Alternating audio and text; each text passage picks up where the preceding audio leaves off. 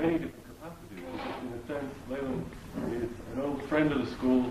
He is somebody who was very much the trunk and the branches of the studio school from its very inception. He's a wonderful painter. I myself was bowled over when I saw his show at the Phillips Collection down in Washington some years ago. He is one of the foremost experts on Duran and the School of Paris. He hates art historians, but that's another story. And he's going to give us a very scintillating lecture tonight. Welcome, Leland.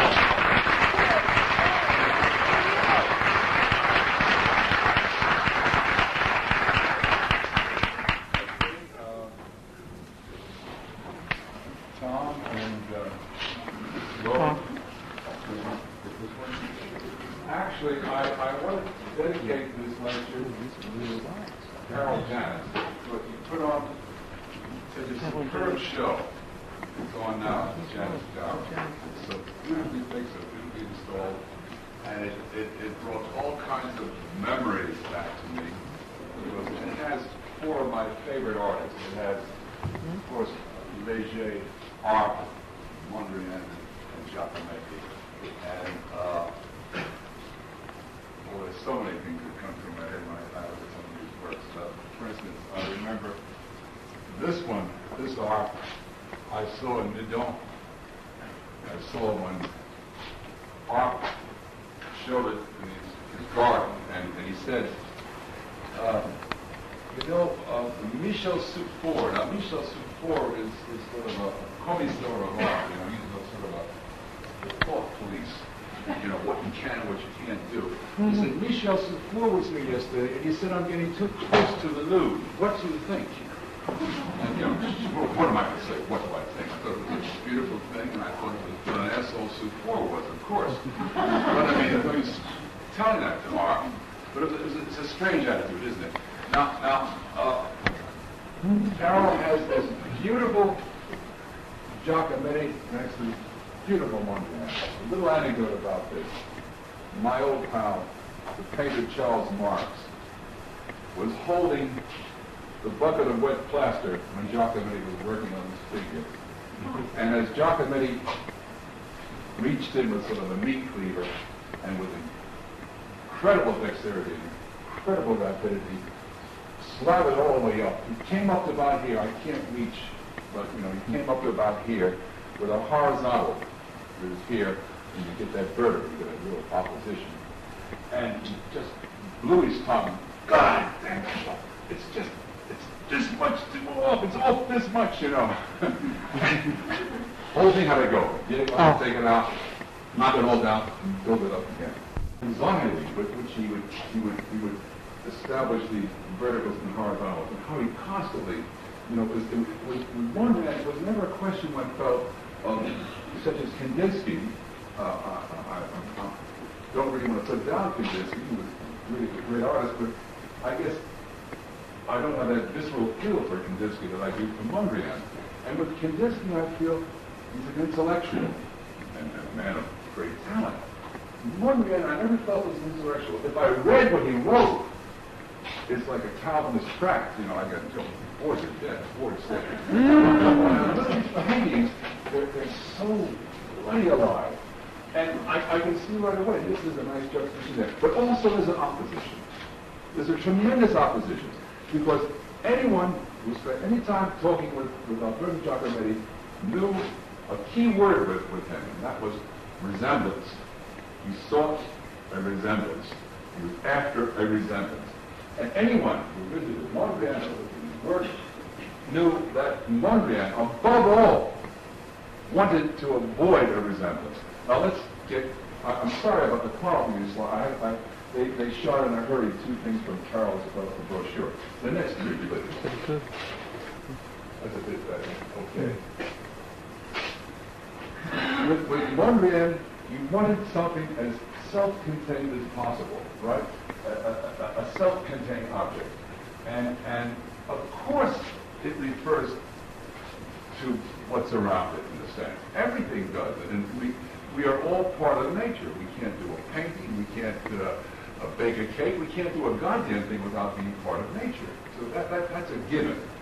And surely, Mondrian doing the Place de la Concorde and then the Trafalgar Square, and then the New York series, he'll be affected by the different lights and different spaces and different colorations of the atmosphere he's living in. Paris, different from London, and both of them different from the sharp, marvelous light of New York.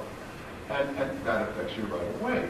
But when Mondrian calls this, and I think it's one of his masterpieces, it's just an overwhelming painting, Trafalgar Square, it's sort of, you know, a surreal title. I did it in London. I mean, I finished it here, but I started, you know, I'll call it Trafalgar Square.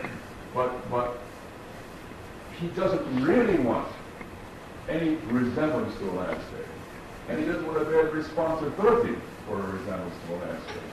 And when he does, what Giacometti does, he will go from the letter, the appearance of things, toward the spirit.